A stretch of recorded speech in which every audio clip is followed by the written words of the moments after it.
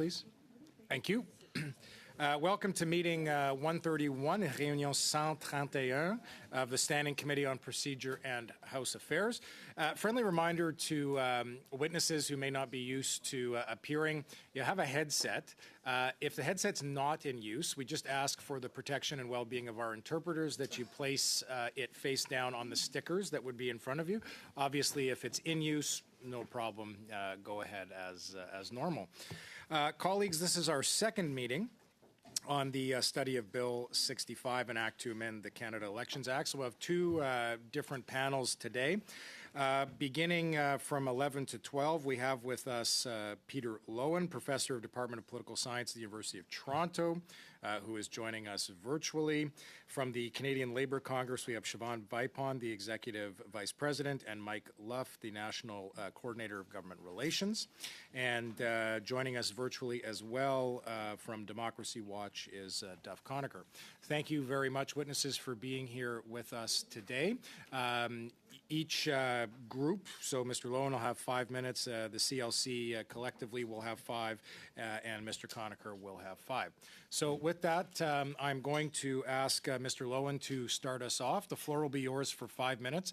I would ask witnesses, if you have your cell phones and you're able to do your best to keep track of your time, that would be appreciative. If not, I'll cut you off kind of about 30 seconds before just to give you that forewarning and then ask you to wrap up. With that, we're going to begin. Mr. Loewen, the floor is yours for 5 minutes, sir.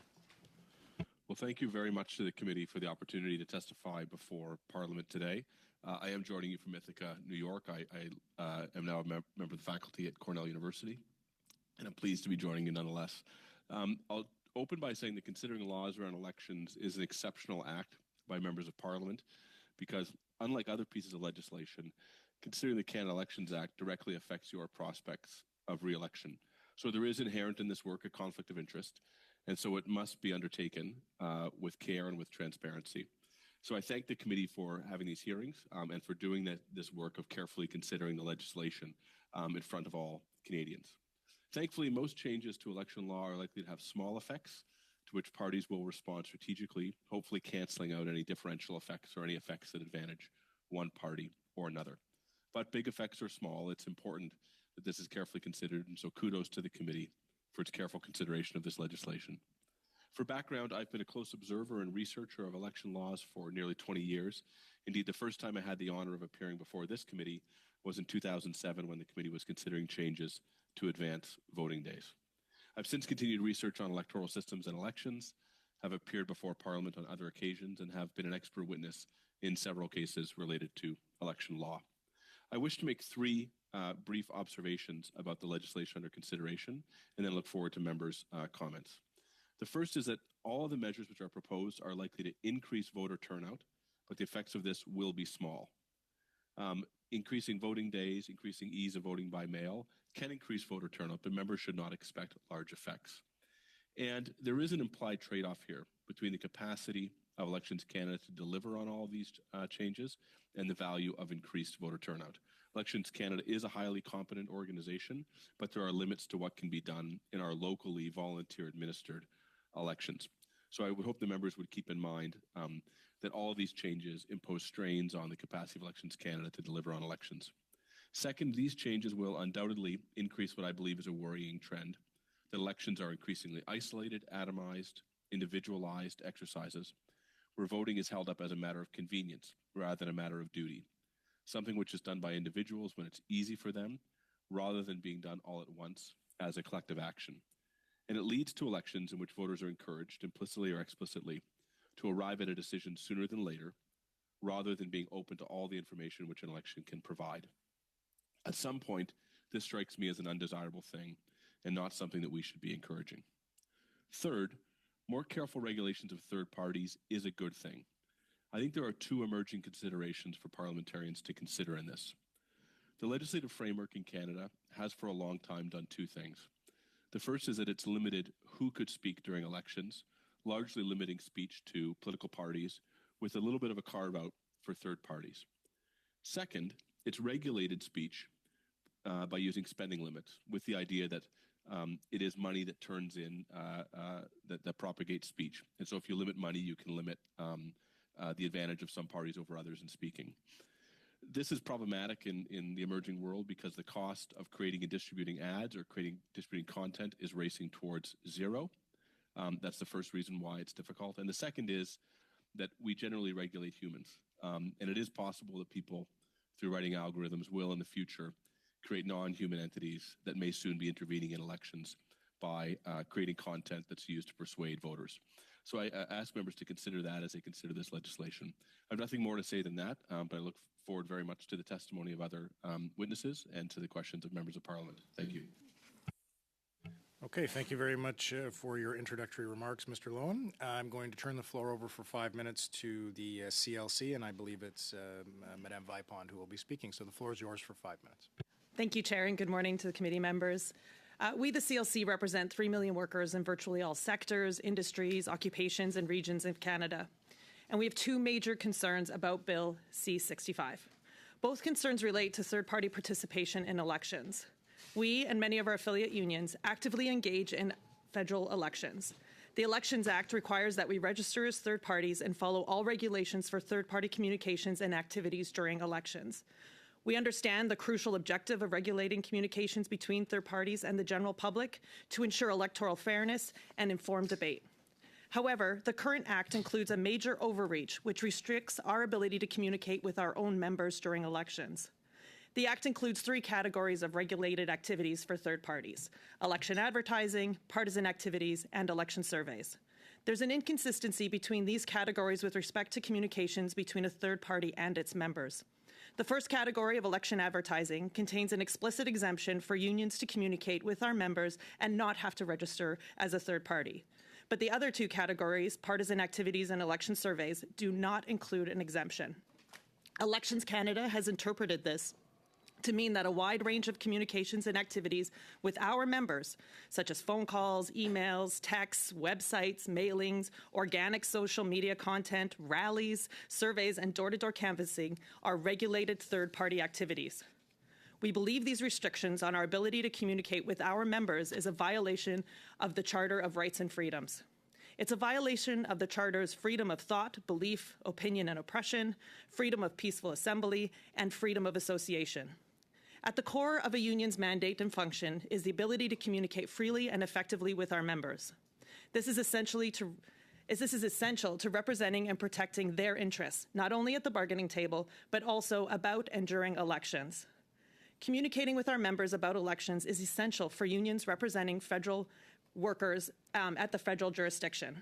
After all, the federal government is their employer, and a change in government can have profound consequences to the terms and conditions of employment. More broadly, the decisions made by federally elected officials about labor laws, employment standards, healthcare, pensions, skills training, childcare, and education have a direct impact on the working conditions and quality of life of our members. We believe all communications during an election between a union and its members should be exempt from all third-party regulations. Unfortunately, C-65 does not address this concern. We urge the committee to amend the bill to ensure the act contains an explicit exemption from the definition of partisan activity and election surveys for trade union communications and activities with our members. Our second concern relates to the section which will prohibit unions from making contributions to third parties in the future. Sections 54 and 59 of the bill add new provisions to the Act which will restrict a third party to use only contributions from Canadian individuals for regulated expenses. In addition, Sections 52.3 and 57.3 of the bill repeal provisions of the Act and will eliminate unions and all other current lawful classes of contributors to third parties. We oppose this unwarranted prohibition against domestic unions from contributing to third parties. The Act already has strong constraints on foreign union involvement in election and needs no supplementation by an absolute ban on the ability for domestic unions to contribute to third parties. Section 349.02 already states that no third party shall use funds for a partisan activity or election advertising or for an election survey if the source of the funds is a foreign entity. And Section 282.4.1 already prohibits a trade union that does not hold bargaining rights for employees in Canada from unduly influencing an elector. In addition, the Act already prohibits a trade union from contributing to candidates and political parties, and it already prohibits third parties from acting in collusion with a candidate or a political party. The current Act already has ample and effective constraints on both foreign and domestic unions from improperly influencing an election, and therefore the changes in C-65 are completely unwarranted. We urge the committee to delete sections 52, 54, 57, and 59 from the bill. Once again, thank you for this opportunity, and we look forward to your questions and comments. Thank you very much, Ms. Vipon. Mr. Conacher, the floor is yours for 5 minutes. Thank you very much for the invitation by the committee to testify on this very important bill, C-65, and the overall issue of election reform. I am going to make my statements today in English. Il faut que je pratique mon français beaucoup.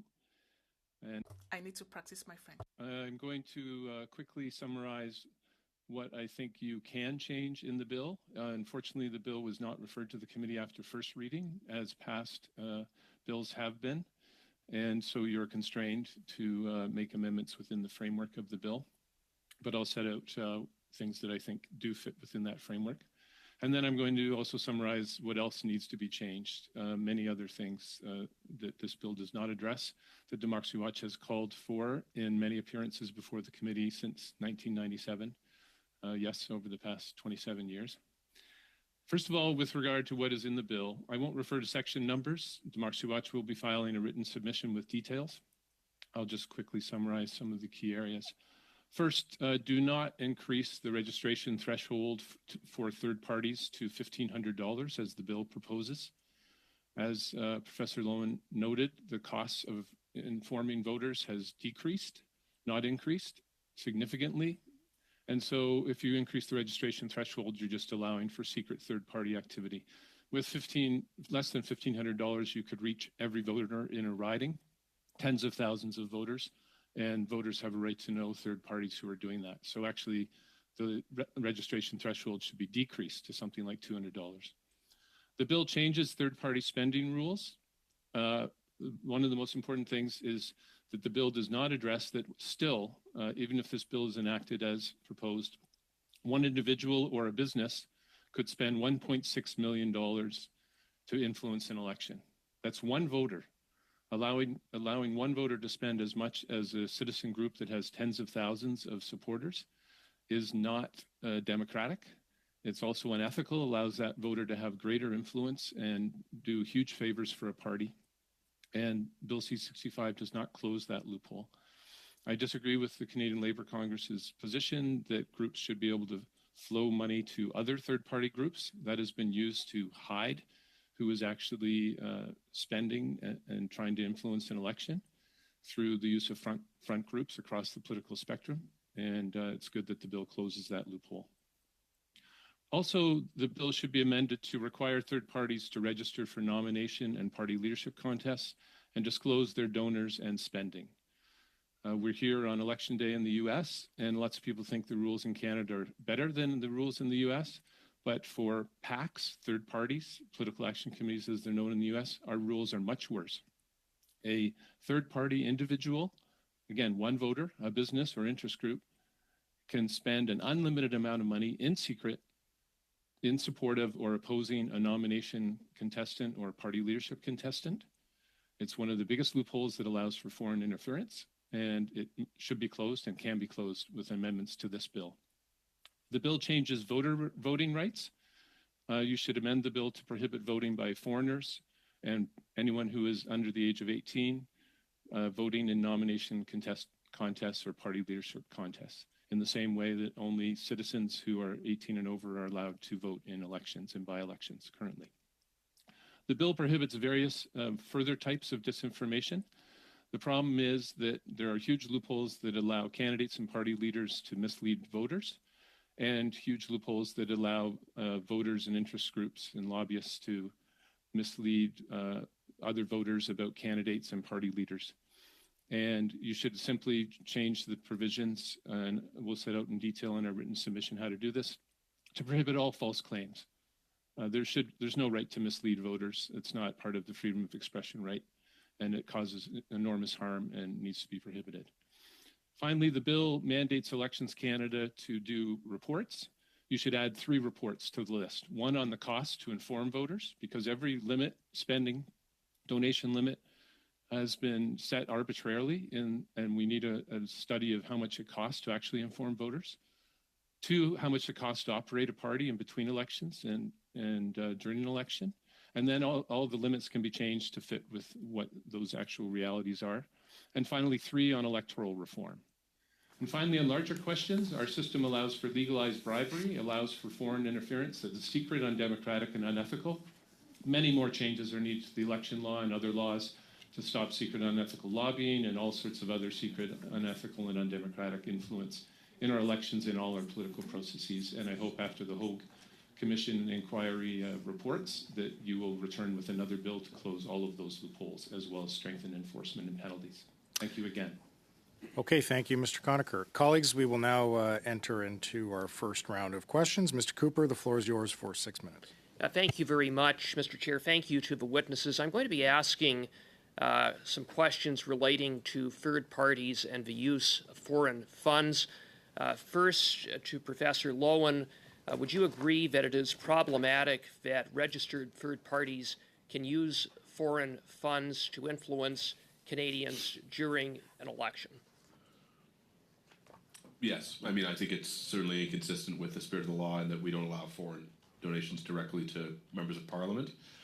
So one would have to raise the question of why foreign funds could be used for third-party influence. Thank you for that. Mr. Conacher, would you agree that this is problematic? Yes, it is, and the bill does a lot to address that, except for leaving the loophole open, that still one individual is exempt from the rules and would be able to use their own money, which could easily be funneled to them from a foreign government, right, foreign entity or foreign individual, or a business, which only has a couple of shareholders, both being still allowed to spend $1.6 million to influence an election. It's just ridiculous and undemocratic. Thank you for that. And as you do note, the legislation is an improvement from the status quo insofar as the Chief Electoral Officer identified at least 2 existing loopholes in the law for third parties to use foreign funds. The first loophole is the melding of funds, whereby monies donated to a third party can be treated as part of the general revenue of the third party. And a second loophole, as Mr. Conacher, you rightly noted, a third party can accept contributions from another entity that in turn collects contributions. And that can be used as a means to hide the actual source of funds. And this was what happened in the 2015 election, when millions of dollars in U.S. money was funneled through a series of third parties that ended up in third parties such as Lead Now that used those foreign monies to influence Canadian voters. Now, as you note, Mr. Conacher, there is a loophole that is remaining in this bill, and that is that the requirement that third parties set up a separate bank account during the writ and the pre-writ and writ period and accept donations only from individuals would not apply to third parties if their contributions did not exceed 10% of their revenues. So, Professor Lowen, I was wondering if you have any thoughts on the reasonableness of that exemption, or lack of reasonableness. What are your thoughts on it? Because it would seem to me to be a loophole that is problematic. Yeah, I think generally the trajectory of this legislation in Canada has been increasingly tightening third-party participation in elections. That's been opposed by various people across the political spectrum over time, but we've arrived at that conclusion, and I don't see any benefit that's not outweighed by issues of transparency and foreign interference that would come from leaving that loophole open. So it would be your recommendation to close the loophole entirely and simply require that all registered third parties engaged in elections to set up a separate bank account and accept donations only from individual donors similar to political parties. Is that your recommendation? I don't want to comment on the mechanism because the ease of setting up a bank account, et cetera, et cetera. So whatever you might be too difficult. So whatever you want to do in terms of the mechanism of it, that's up to parliamentarians. I don't have strong feelings on that, but I think the principle of limiting the capacity of third parties to accept and then reuse foreign funds is it's very reasonable to close that loophole. And Mr. Conacher, do you wish to comment further on this loophole and how it should be closed? Yes, I think you're not going to have a citizen group that has from product or sales or services anywhere near 90% of their revenue coming in. So I don't think it is in effect a loophole, the 10% threshold that you're talking about. But yes, it could be lowered to 0. Nothing wrong with that. But there is something else that I should point out, which is it's only takes into account the bill that did you receive more than 10% of your revenue from contributions during the previous calendar year or fiscal year. You can choose. So that means the third party could receive the money anytime past the previous 12 months and be able to use it. And so you only have to establish that for 1 year and have those contributions for that 1 year. And so it really doesn't close the loophole. It just still allows for the funneling as long as it happens 12 months before the election occurs. Okay, thanks very much, Mr. Cooper. Ms. Romanato, the floor is yours for 6 minutes. Thank you very much, Mr. Chair, and through you, I'd like to thank the witnesses for coming today. My first question is for the Canadian Labour Congress, and I want to make sure I'm understanding correctly. You mentioned that one of the areas of concern for you are the major overreach of election for election advertising services and partisan activities, and that it would impact communications with your members. But from my understanding, and I'd like to get your opinion on this, the bill C-65 does not actually make any changes to existing rules with respect to partisan communications so that they're not prohibited under the Act. It is regulated but not prohibited. So I just wanted to make sure that I'm understanding your point because from what I understand, they are not included in this. We're not making changes to that. Yeah, you're correct. What we're saying is that this bill is not fixing a major problem that it currently exists, and that is the overreach of those two parts in terms of like limiting unions' ability to talk to our members. So could you give me an example? What would you mean by that? What would, in a typical writ period, what would be some of the communications that you would like to communicate to your members that you are currently prohibited from doing? I want to get an understanding of what kind of communications we're talking about. So, like, we have protection as unions to represent our members, and our members decide what that looks like. And so it's various unions. We have the challenge of if a union is in bargaining and it happens to fall within a writ period, then they have to register as a third party if they're going to talk publicly. There's that part of it, which is that is a problem, right? That means we're not doing the work that we need to do for our members, which is represent them.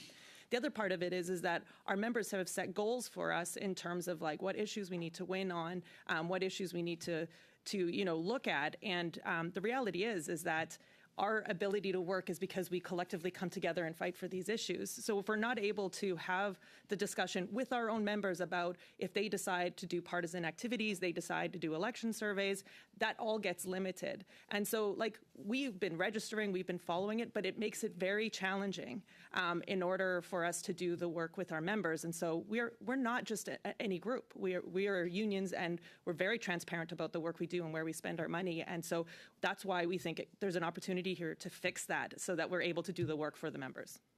Thank you for clarifying, because I was like, there's nothing mentioning that change. So what you would like to do is actually in terms of removing those articles 52, 54, 57, and 59 would assist in that regard. Is that correct?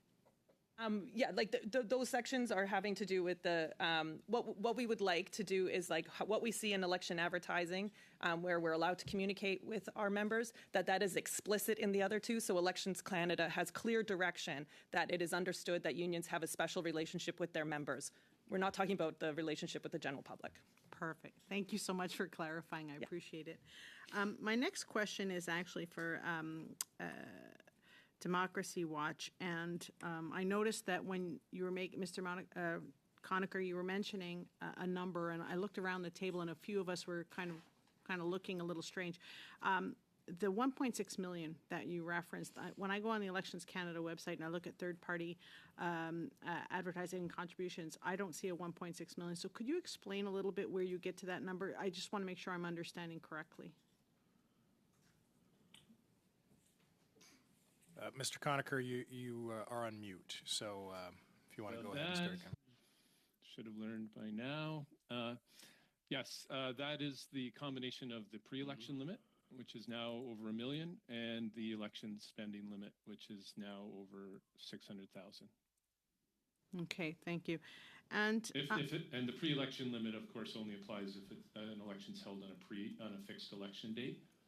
Otherwise, it doesn't apply. But that's the total amount that one voter can spend to influence an election, which is just ridiculous to allow that, especially when it's the same amount for a group that represents tens of thousands or hundreds of thousands of voters. One voter only represents one voter. They shouldn't be allowed to spend more than a couple $100s. And in terms of, you mentioned also, and it piqued my interest, the third party and the question of nominations and leadership races. There have been some stories going around about influencing of leadership nominations. What are your recommendations in terms of that? Because I know that the Chief Electoral Officer has brought up the issue about nomination races, and I'd like to get your opinion on those. Yes, again, everyone thinks Canada is ahead of the U.S., but political action committees in the U.S. have to disclose their donors when they're spending during primaries for a party leadership race and nomination races and the primaries that are held.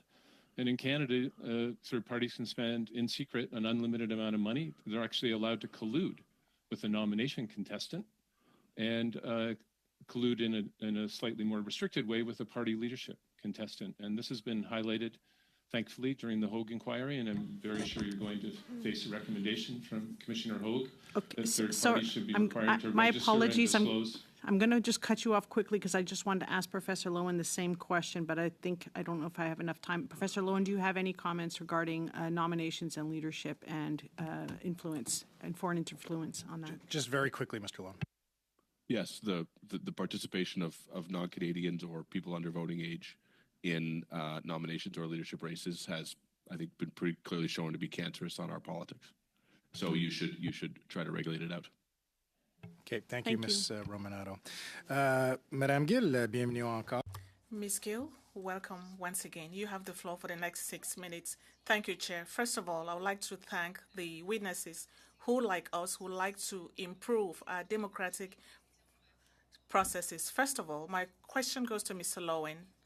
You mentioned the fact that in spite of the goodwill that underlies the bill to ensure that we increase voter turnout, it will seem that in spite of the suite of measures, you're saying that voter turnout may increase, maybe not anecdotally, but maybe not sufficiently enough.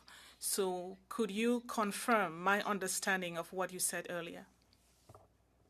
Yes, thank you for the question. My contention is that the increase in ease of voting through mail voting and through expanded days of voting and through allowing people to vote anywhere in a constituency might lead to an increase of voter turnout on average of 2 or 3 percentage points. But it's certainly not a cure to the very comparatively low levels of voter turnout which we see in Canada. Merci donc. Thank you. So it's as if we have hit a ceiling. I don't know if that is an exact expression, but considering the number of mentions, there's a 1.2% increase, but maybe we need to address it through another approach. Is that correct? Yes, I agree with you that we've effectively, I think, squeezed as much juice from the lemon as we can in terms of making voting easier for Canadians. Donc, justement, on parle de... So we are talking about what we should do, but not what we should not do. We are particularly interested in Quebec, but this could apply everywhere. Next year, there will be municipal elections in Quebec, and this will be taking place almost at the same time as the federal elections. We are concerned about that because we think that voter turnout may decline. As I said before, we've talked about what we need to do, but maybe what we should not do is organize or pit two elections against each other at the same time. Do you think this could compromise any of the elections?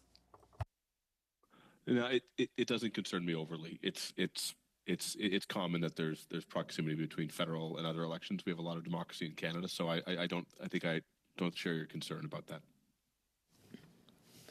Vous partagez... What about organization when it comes to the candidates who may be running, when it comes to votes by young people? Because we're talking about young people whose first vote is important because these may encourage them to vote. So we may be depriving them of an opportunity because there may be confusion, as other interveners said during the last committee meeting. This could affect voting by the people and interfere in the electoral process. I don't share that concern. I think young people can sort out the difference between voting for their mayor and city council and voting for members of parliament. Je parlais de la littérature. I was talking about scientific literature that has mentioned this, but I understand that when we are talking about public opinion, you may not believe it. Now, I don't know if I have enough time, Mr. Chair. Maybe one last question. You said there are many opportunities for people to vote. Now, talking about the additional week, postponing the election's date, do you think this could have a significant impact on the voter turnout? Because I think that there was the issue of religious accommodation, but I still believe that there are lots of possibilities for people to vote. So do you think that this proposal being made in the bill is marginal? To be very candid with you, I think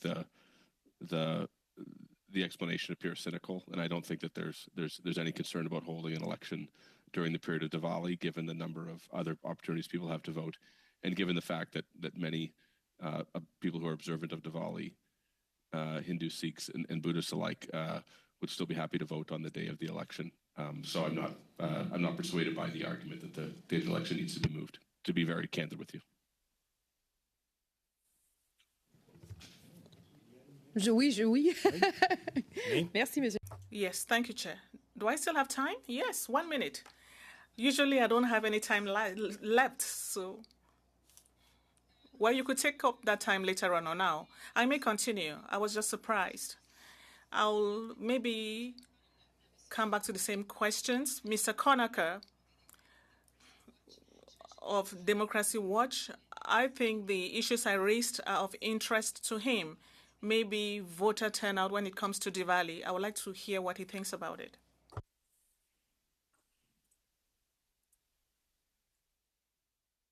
Mr. Conacher, you are on mute again.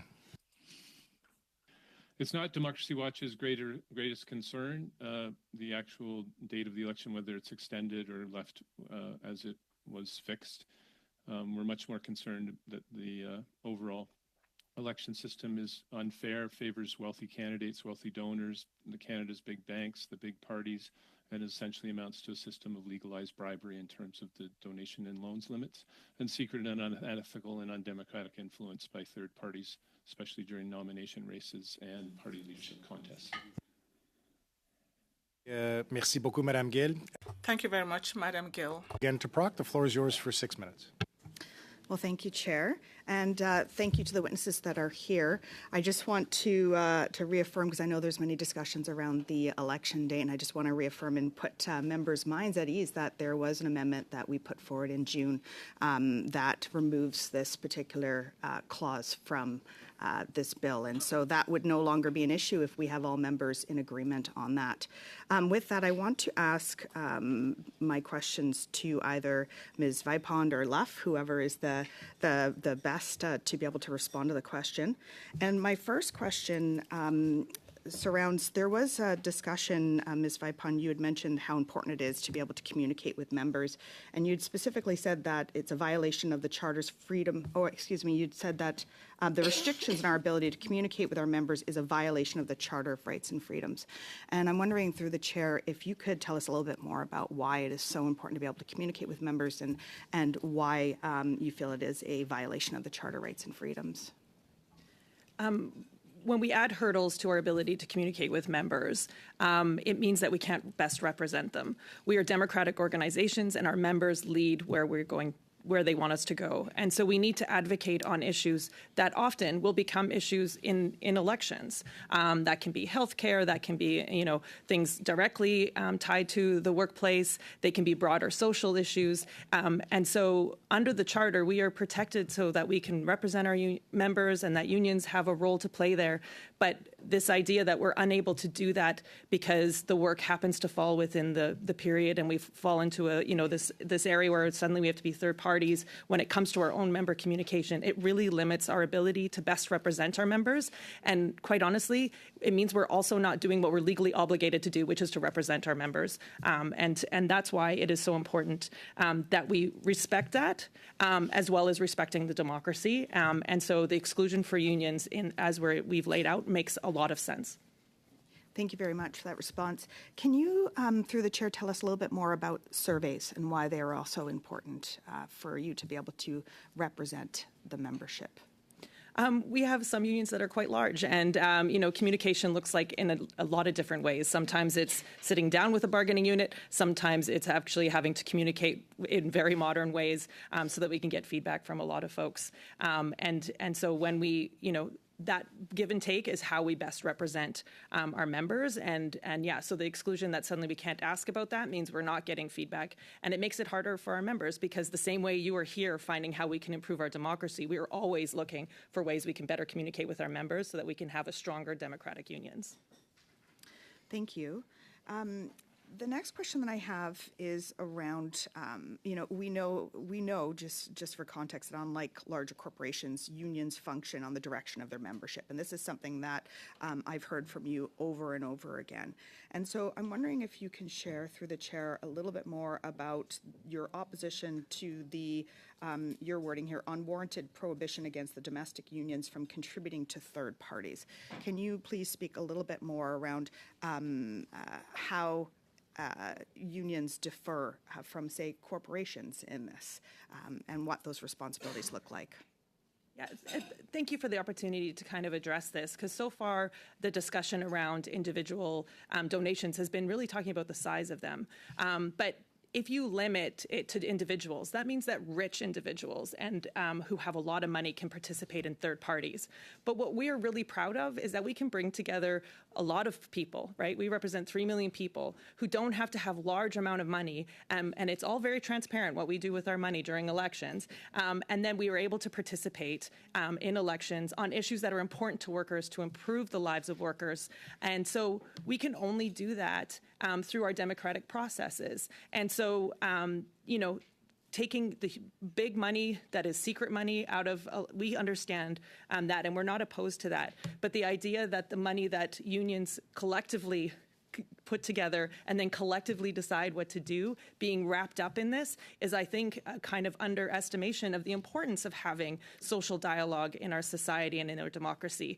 And that is why we're saying, when we talk about the contributions to individual Canadian individuals, and then making it so that, that unions and our organizations can't do this. This isn't secret money. We're not funneling money. We're following the rules. We're taking it there. We have democratic processes. And so it's going to, I think, accidentally sweep us into that. And it's going to mean the voices of millions of workers, talking on behalf of all workers, can no longer participate in the democracy in a meaningful way. And when we talk about the expenditures, I just want to add that it's all inclusive what we have to disclose in terms of the costs are. So it costs money, to participate in elections. These aren't cheap things. We're very proud that we, get our stuff from Canada and we make sure people are paid good wages. But that means that the expenses are there. But we are collectively able to pay for that under the current. And so this change will actually exclude that. And we do think that that is going to be a problem in upcoming elections if workers do not have a voice. Thank you. Lots of good points in there. Through the chair, just to clarify, how much time do I have You've left? got 20 seconds. I'm happy to roll that over to your next round. If That'd be you'd like. great. Thank you. Okay. All right. Mr. Calkins, the floor is for 5 minutes. Thank you very much, Mr. Chair. So I'll be directing my my questions at the start to Professor Loewen and Mr. Conacher. First of all, Mr. Loewen, it sounds to me like you've been upgraded to an Ivy League school. Is that a recent thing? It is. Oh, congratulations on that. I guess I got just a philosophical question to start us off with.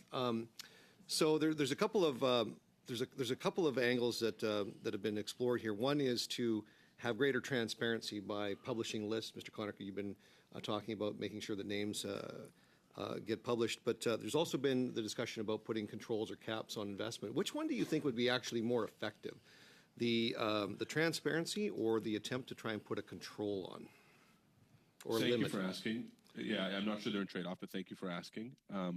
My thinking on this has evolved. I was of the mind that elections should be kind of a free arena where anyone can speak and transparency solves that. I've since come to the view that elections principally are a contest between political parties and political candidates, and that we should try to, in a sense, clear the space for them to be the agents and the organizations that are channeling citizens' interests and citizens' preferences and in elections. So increasingly, I'm of the mind that that elections should be fought between parties, and that the role of third parties, including labor unions, but also business associations, should be severely limited. And that's been, to be candid with you, influenced partially by looking at how cacophonous elections in the United States are as a result of the notion that anyone should be able to speak during elections. Mr. Conacher? You have to unmute yourself, sir. I would disagree. I think the system should be based on the number of voters that actually support the third party. And so one person should only be allowed to spend a very small amount, and a group with thousands, tens of thousands, hundreds of thousands of members should be able to spend a multiple of that. Businesses are legally one person, and business executives are very few in number and don't represent shareholders politically or employees. And so businesses should be very strictly limited in what they can do. But citizen groups that are supported by tens of thousands of members, many are supported by many more voters than parties are, should be allowed to spend a multiple amount of what one voter could spend. And that would be an egalitarian system that fits with the Supreme Court of Canada's egalitarian model. The next question I have is, from my perspective, and I've actually had legislation before this House, Bill C-406, back in 2018, 2019, that was voted down that would have basically forbade foreign money from coming in. But there's basically two channels. One of them is clandestine money coming from a foreign government, and the other is interest through third parties, large foundations that have charitable status. Some do, some don't, not-for-profits, and so on. That will share money between writs during the writ period. And of course, when you start mixing money in a bank account, we've already had that discussion here. But I'm just wondering, does the bill go far enough, in your opinions, Mr. Loewen and Mr. Conacher, to deal with the foreign governments aspect of it, the clandestine foreign government aspect? And do you differentiate that money from money that's coming from third-party organizations, charitable trusts? I can think of numerous ones. My colleague, Mr. Cooper, talked about Lead Now getting money. Do they both need to be treated differently? And does the proposed changes, do you think, do enough to make sure that it should be Canadian interests, and in my opinion, Canadian interests, Canadian money should be the only influence in a domestic federal election. We've got a minute left here, witnesses, so please do your best to be gracious between splitting the time. Thank you. I share your view, Mr. Calkins, that I think that we should limit spending in elections to citizens of the country, and then we can talk about what that mix is between parties and third parties. But whatever vehicles you create, if you don't have an outright ban on foreign money, it will find a way. If it will find a way through, whether it's through charitable trusts or through some other form, absent an outright ban. I agree. It should be Canadian money participating in both policymaking processes and elections. And so don't forget that half of Canada's largest 1,000 companies are completely foreign owned. And so they should be very strictly limited in what they can do. And in terms of citizen groups, lots of citizen groups have programs. They should be able to receive money, international money for those programs. But when it comes to money to influence policymaking processes or elections, it should be coming from Canadians. And our proposal written submission will show how to do that. Thank you, Mr. Calkins. Mr. Turnbull, the floor is yours for 5 minutes. Thanks, Chair, and thanks to all the witnesses for being here today. Professor Loewen, wanted to direct a couple of questions towards you. Particularly, I'm interested in Bill C-65's focus on limiting cryptocurrency and other forms of untraceable contributions to third parties. Do you think that this is a good step forward that will enhance public trust in our election process? Yes. In terms of I know that you've studied and done research on the public reactions to foreign interference. How might the public confidence shift if people are aware of these measures? I think it candidly, it's probably a marginal effect on public confidence, but I think that there is a whole suite of things that need to happen in response to the Hogue inquiry and other things to shore up confidence in our electoral system. So this would be a part of that. So there's also enhanced penalties that are put in place in this bill. I think, in relation to both the willful failure of a third party to return contributions made in the form of a crypto asset, a money order, or a payment product. Do you think that those penalties are stiff enough to deter malicious foreign actors? I'm not sure at what threshold people feel the need to be honest, but surely they're better than no penalties at all. Mr. Conacher, do you have any comments on this? I'm sure that Democracy Watch is certainly, I would think, supportive. Maybe you could just say that whether you're supportive or not of the steps that are taken in C-65 on crypto assets, and then comment on whether you think the penalties are stiff enough to deter foreign actors. As the Hogue inquiry has heard, just to start with the second topic, the penalties are too weak, and the Commissioner of Canada Elections pointed out that the penalties are, in her estimation, too weak in many areas to discourage violations, given what you get to win if you cheat. Our suggestion is that the committee should take a serious look at a sliding scale of penalties based on the income of the individual or entity or business. So if your income is higher, then you would pay a higher penalty. That would be an effective way, and it's being studied quite a bit in the U.S. All the penalties have been set at arbitrary limits, and they should be set at limits that will actually be effective, and no one's ever studied that. And also in terms of cryptocurrency, yes, it should be prohibited. These cryptocurrencies are essentially set up to allow for money laundering and fraud, and they're not a step forward in terms of transparency at all, and should be prohibited. So I'm going to go back to Professor Loewen. I'm also interested in cracking down on disinformation. I know that in past elections, and Elections Canada has reported, I know in my riding there is information about voters being provided false information on where to show up in terms of where their poll was, for their geographical area in the riding, and so they were showing up at the wrong location. Obviously, this confuses voters, it can throw them off, maybe deter them from voting. Do you think that this bill goes far enough and that provides some good progress on banning or limiting disinformation in elections? I know the bill's going to try. It will be tested in court. There were previously restrictions on the spread of false information in an earlier version of the Canada Elections Act, and as you may know, that was turned back by the court. So we'll see how it works. I will note that the bill's allowing people to vote anywhere in their riding is, in my mind, a relatively sensible move, and one that would, alleviate this problem a little bit, in the sense that if people are being even accidentally sent to the wrong polling station because people on different sides of the same street can go to different polling places, the provisions in the bill to vote anywhere in the riding will help with that. Thanks very much. Chair, how much more time do I have? 30 seconds? Okay. Professor Loewen, sorry.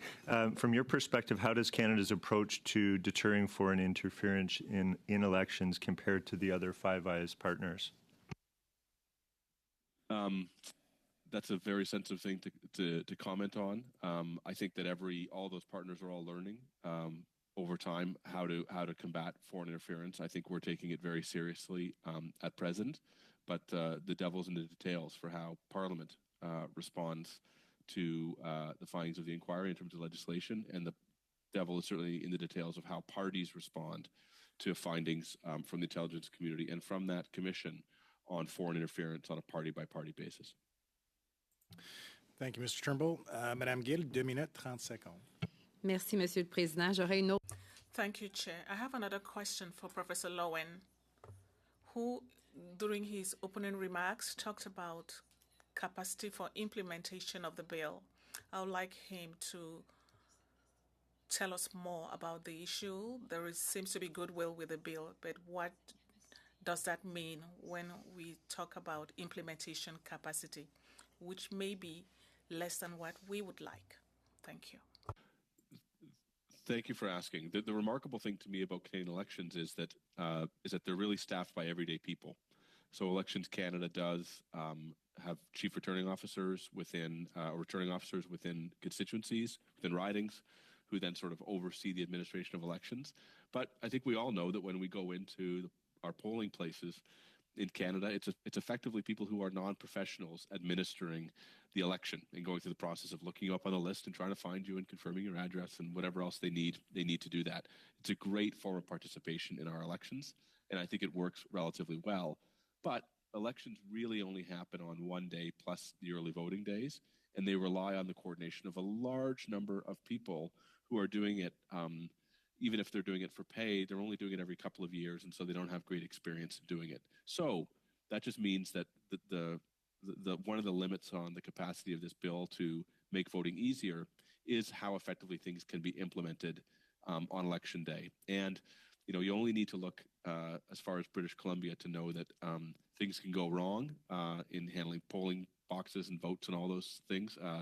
So we want to just be conscious of the capacity of Elections Canada and that huge army of good Canadians who support them and do the work on election day to carry out any administrative changes. Merci beaucoup, Monsieur Loewen. Thank you very much, Mr. Loewen. That brings me back to the municipal elections, because it's usually the same people working in the two places at the same time. Thank you very much, Mr. Chair. Thank you, Ms. Gill. There are 3 minutes here. Thank you very much. Again, thank you to all the witnesses. I am going to direct the remainder of my questions to the CLC witnesses just to be able to drill into the questions that I have. But thank you for all the information from the other witnesses. Through you, Chair, to Ms. Vipond.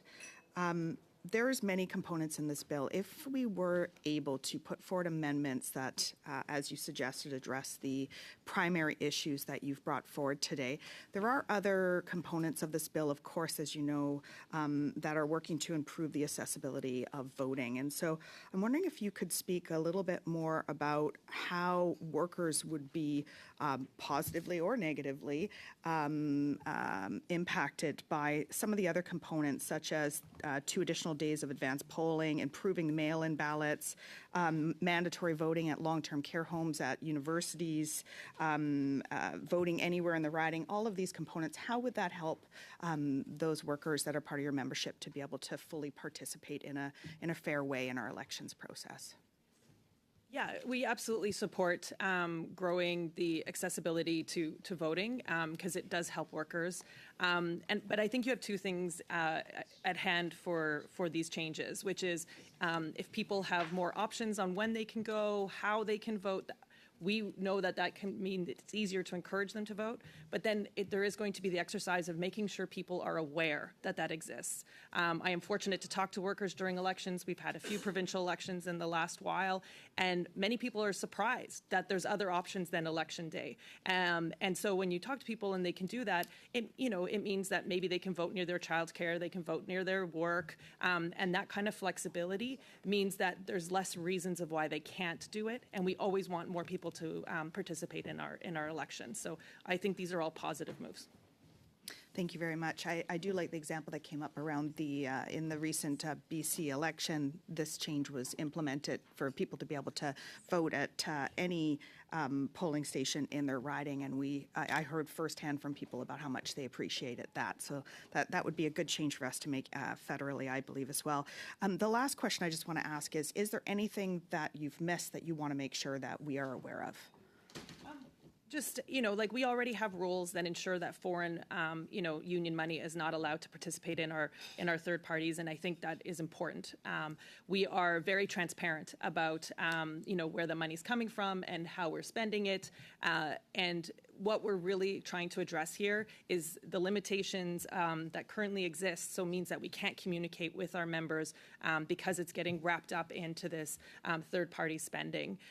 Because we have not only legal obligations, but we have a role in democracy. And so we hope that these changes, which are relatively, narrow in scope, to understand the special role that unions and workers have in our democracy through our unions, that they can be addressed because we all are better if there's a strong democracy.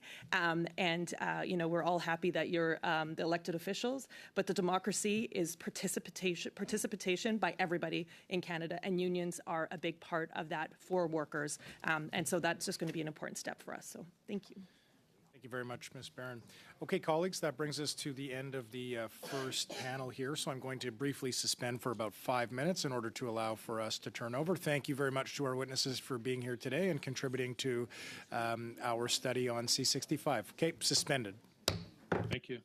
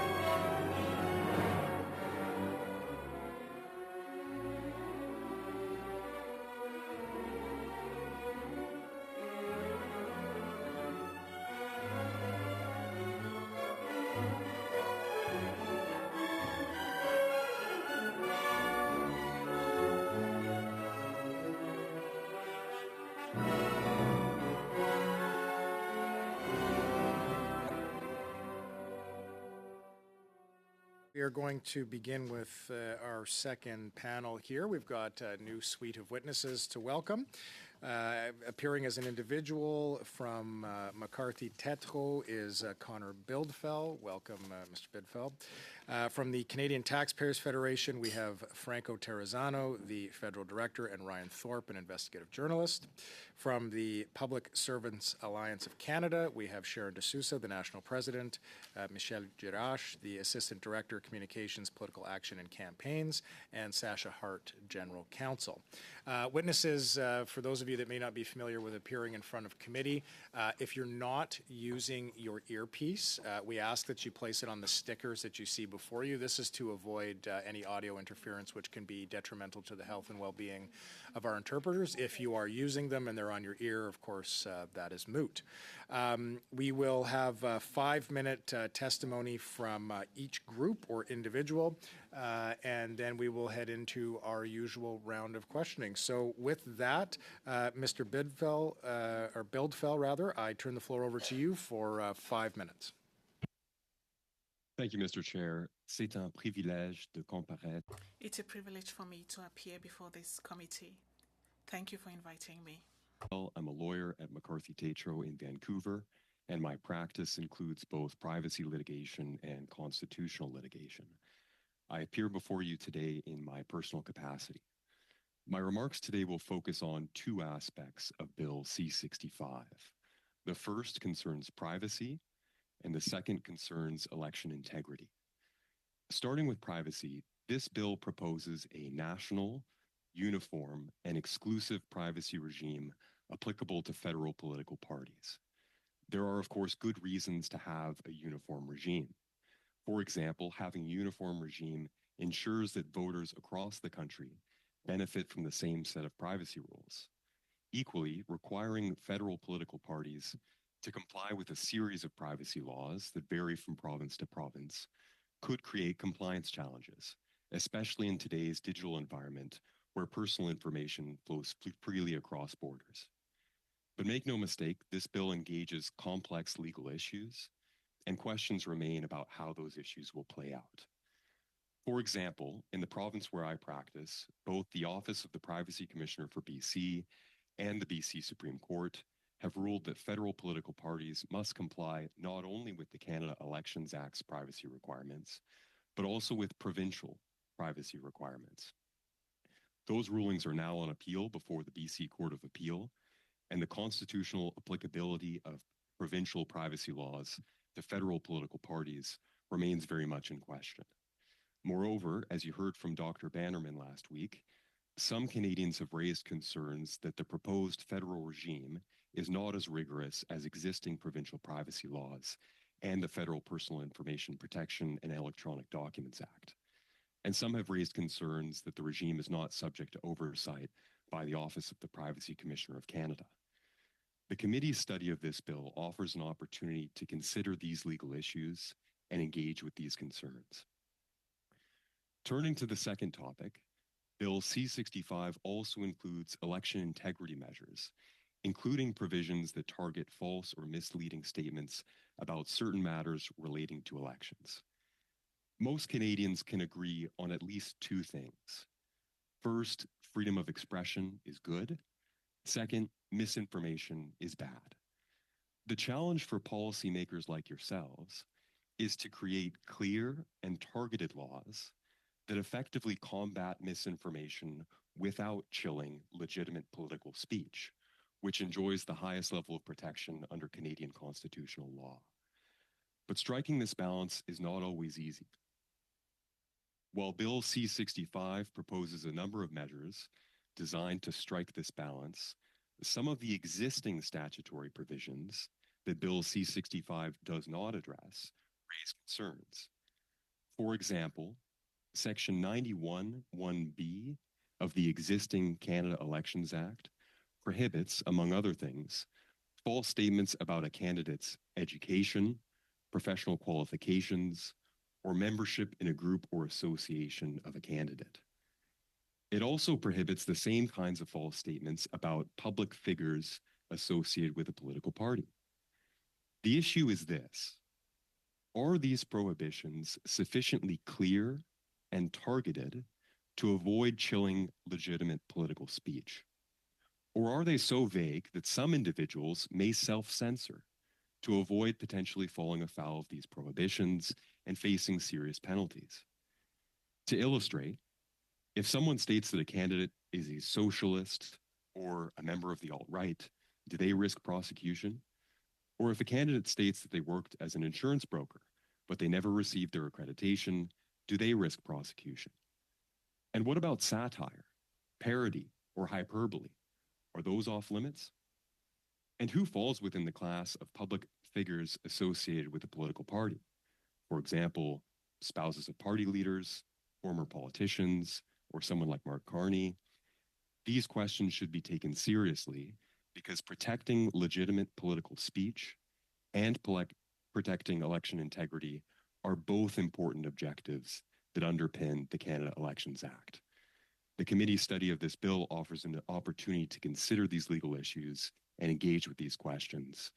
Thank you for your time, and I look forward to our discussion. Thank you very much, Mr. Bildfeld. I understand you'll be speaking on behalf of the Taxpayers Federation. Turn the floor to you for 5 minutes. My name is Franco Terrazzano. I'm with the Canadian Taxpayers Federation, and I'm here to give a voice to hundreds of thousands of Canadians who don't want you to delay the next election and stick taxpayers with the bill for millions in pensions for members of Parliament. The government's proposal to delay the election by 1 week would give taxpayer-funded pensions to up to 80 MPs who would otherwise not qualify. That's up to $120 million in pensions for those politicians. Some of those politicians will have served for barely 6 years and receive more than $2 million in pensions.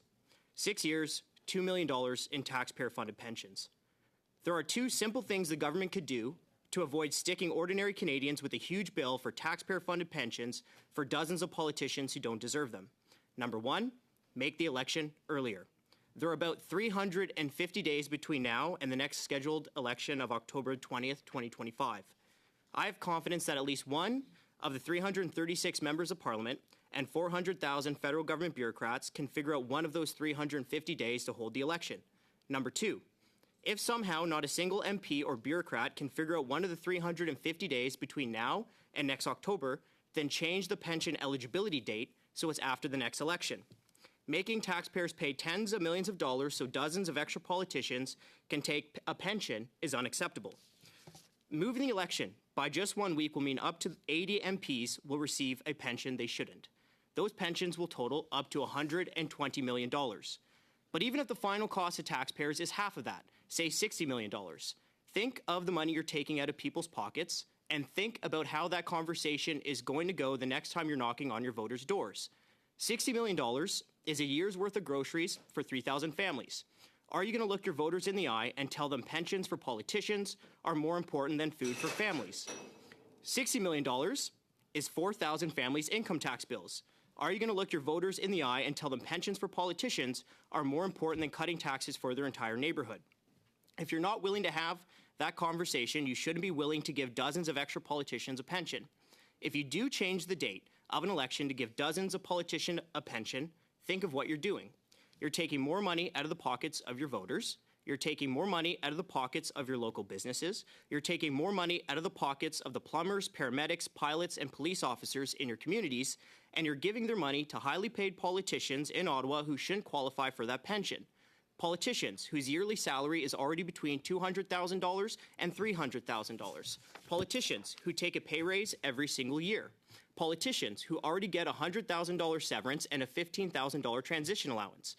I know, as I'm sure you do too, that there are countless Canadians who are losing sleep worried about the cost of groceries, worried about the rising pile of bills they need to pay, worried about coming up short for Christmas. But I bet there isn't a single Canadian losing a single second of sleep worried that a politician in Ottawa may not get a lifetime taxpayer-funded pension. Politicians should use their six-figure salaries, which is about triple that of the average salary of the average Canadian worker, to save for their retirements. Politicians should not try to move a scheduled election so more of them can collect a taxpayer-funded pension for the rest of their lives. It's hard to blame taxpayers for wondering why the government wants to move the election date. The government says it's moving the election to avoid a religious holiday. But the simple fact is that ADMPs aren't eligible for their taxpayer-funded pension until the day after the scheduled election. At minimum, you have to admit that that raises a very important question. Is this really about a religious holiday, or is this really about pension eligibility for dozens of extra politicians? Fortunately, you can put that question to rest. If you want to move the election to avoid a religious holiday, that's fine. There are two simple solutions for you to move the election to avoid a religious holiday without taking millions more from taxpayers. Make the election earlier, or make the pension eligibility date just a little later. Thank you. Okay, thank you very much. Mr. Sousa, I understand you'll be speaking on behalf of the Public Service Alliance of Canada, so I'll turn the floor over to you. Bonjour. Mon nom est Sharon DeSouza. Good morning. My name is Sharon D'Souza, and I am the National President of the Public Service Alliance of Canada. I'm joined today by our General Counsel, Sasha Hart, as well as Mr. Michel Girard, Assistant Director of Communications, Political Action, and Campaigns. The PSAC represents over 225,000 workers. Our people are present in every province and every territory across the country. Allowing us to speak to you on this particular project. We welcome this effort to remove barriers and make it easy for people to vote. We support adding additional voting days and making it easier to cast mail-in ballots. Helping Elections Canada engage voters and increase turnout, especially among young voters, is another great step forward. While we welcome this bill and its goals, we do have some concerns about it.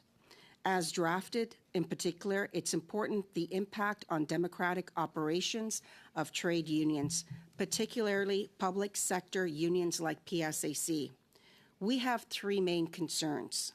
First, the bill fails to make changes to the Act to make sure our ability to engage our members or advocate on their behalf doesn't risk being obstructed. It's important committee members understand the unique position of public service unions like PSAC. As a federal bargaining agent, many of our members are employees of the federal government. The governing party is their employer, and other parties running in an election are their potential future employers. Talking to our members about workplace issues is a primary responsibility of every union and simply can't be separated from talking to them about election issues. We have a legal duty to represent, advocate for, and inform our members on issues that affect their working conditions. This is a necessary part of our work. Restricting our ability to talk freely about things like cuts to public services or remote work arrangements or comment on positions parties are taking places us in an untenable position. We urge the committee to amend the definitions of partisan activity and election surveys to make sure communications between a union and its members aren't unintentionally obstructed. Second, the bill proposes a new reporting requirements for third-party contributions. As drafted, new reporting requirements could be interpreted to impose onerous new obligations on unions around things like citizenship status of our members. This raises serious constitutional and privacy concerns for our members. And it not only creates a new obligation for us, but also our employers, Treasury Board, Crown corporations, agencies. Are they even collecting this information in a way that they can send to all unions? To fix this, the committee should amend the definition of monetary contributions to confirm that union dues are not considered contributions under the Act. Third, the bill risks making it harder for not-for-profit organizations to work together. As drafted, the bill prohibits third parties from using contributions from anyone other than Canadian individuals. even if all organization involves are registered and are all reporting contributions under the Act. But this can be easily fixed by amending the bill to allow contributions between registered third parties. Thank you again for inviting us. I hope all parties agree to these simple changes to fix these problems. And removing the risk this bill unfairly restricts our union's ability to advocate for and communicate with our members. And we're happy to answer any questions. Thank you very much, Ms. D'Souza. That ends the opening remarks from witnesses. I'll now turn the floor over to Mr. Duncan for 6 minutes. Thank you, Mr. Chair, and thank you to our witnesses for being here today. Mr. Chair, and I want to speak to you and ask some questions about this changing of the election date. You made a few different comments, and it's interesting. You're right, the blowback from Canadians has been fast and furious on this. The NDP today now, they start off all of their comments saying that they have nothing to do with this and they're opposed to this now, despite we finding out last week they had secret meetings Mr. Chair. with the... Point of order. Okay, we've got a point of order from Ms. Barron here. Go ahead. Thank you, Mr. Chair. Point of order. The member knows full well that there is an amendment that was put forward that the NDP has stood up in the House of Commons. Thank you, Ms. Barron. Unfortunately, I can't accept that as legitimate on a point of order. Perhaps that's something that you and Mr. Duncan can discuss for clarification later, but I can't rule that as being out of order. Point of order, Mr. Chair. Yes. Is it not a point of order when a member is misconstruing the intentions of another member or information that is false?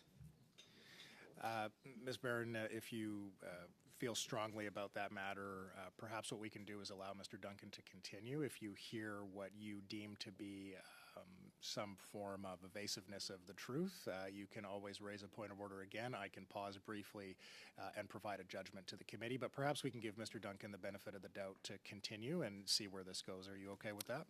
Thank you, Mr. Chair. Okay. Mr. Duncan, I pause the time. There are 5 minutes, 30 seconds remaining.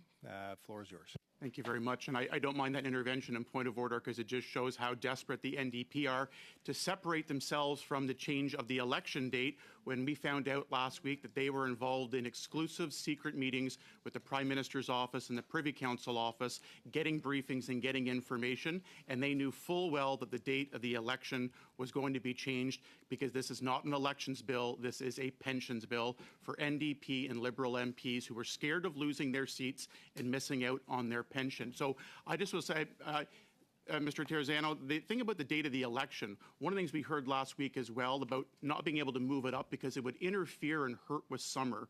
Do you just want to refute that to say that you think Canadians would be okay with an earlier election, including one that might start even before Labor Day or over the summer? Would that be okay? Well, thank you very much for your question. And, you know, there's 350 days between now and October the 20th, 2025. 350 days. I have a lot of confidence in everyone in this room that you can figure out one of those 350 days to hold the election.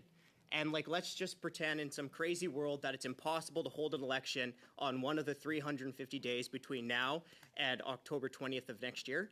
Okay, there's another simple option, right? Just move the pension eligibility back later.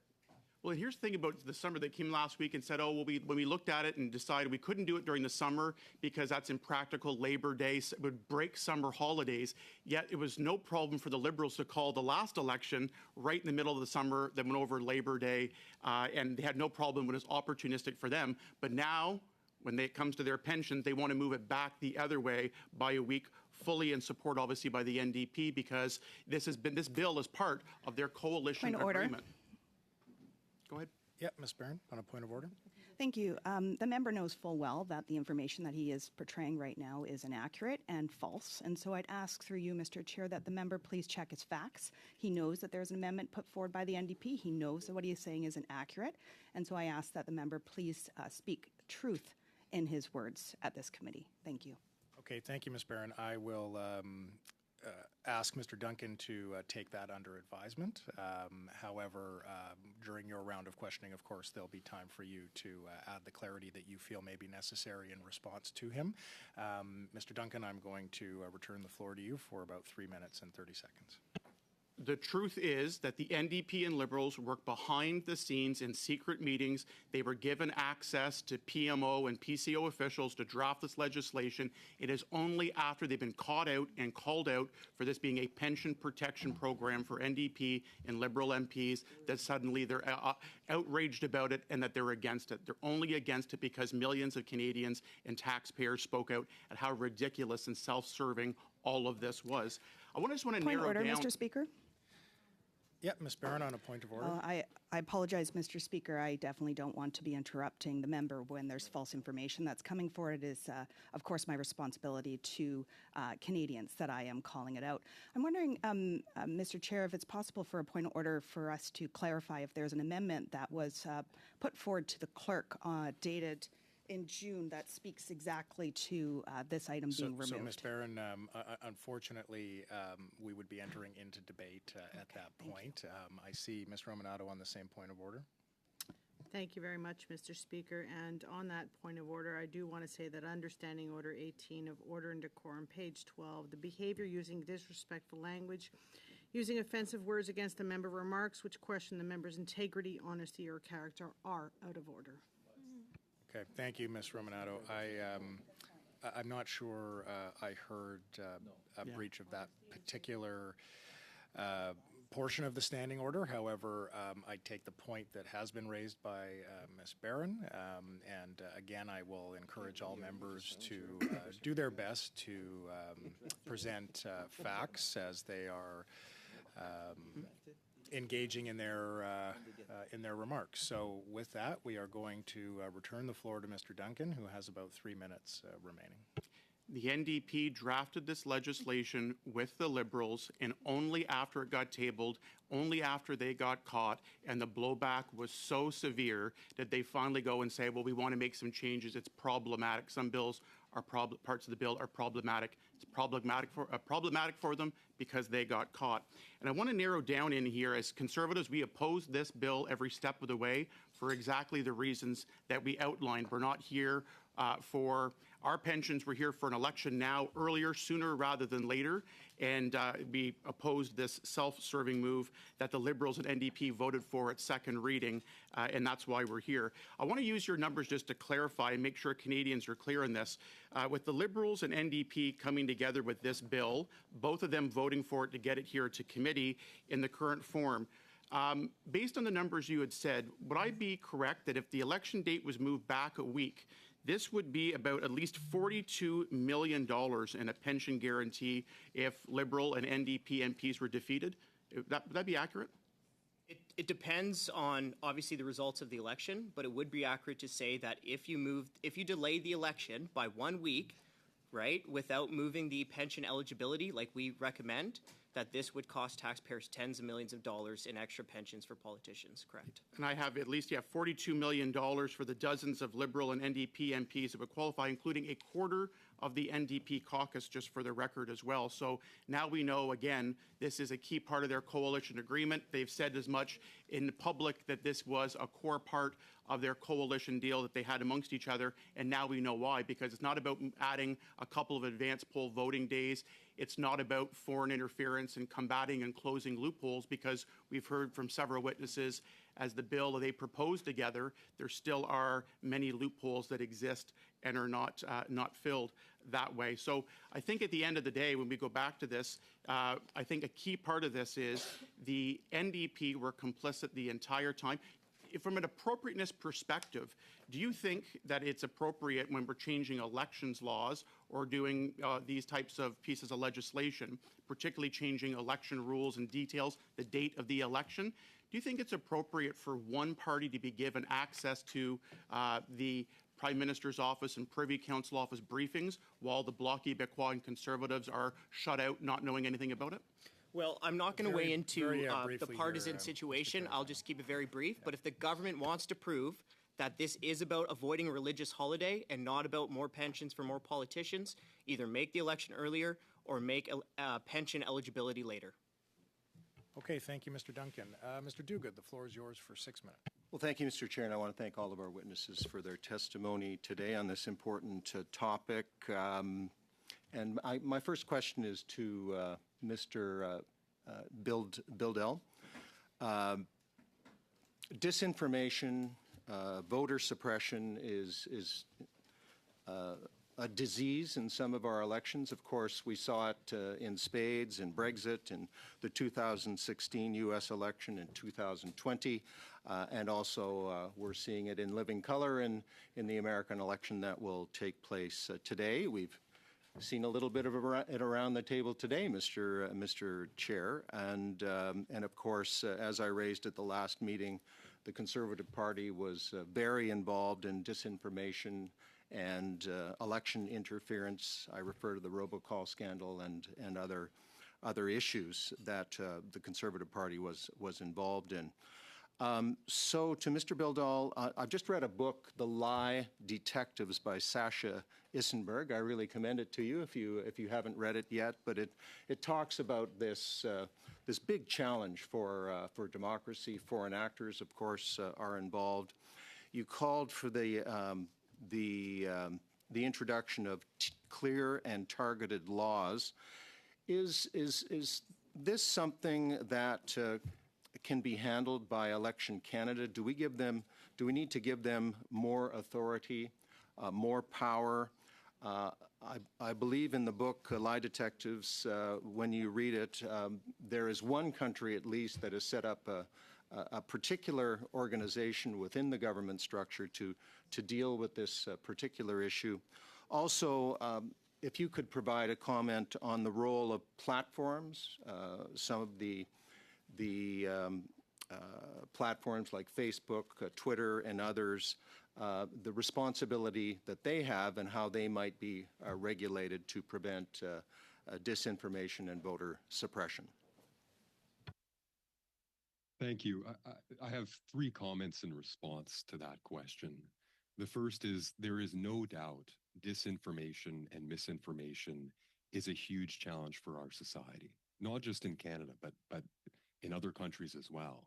And it's a significant challenge that requires a significant response from a number of different groups and entities.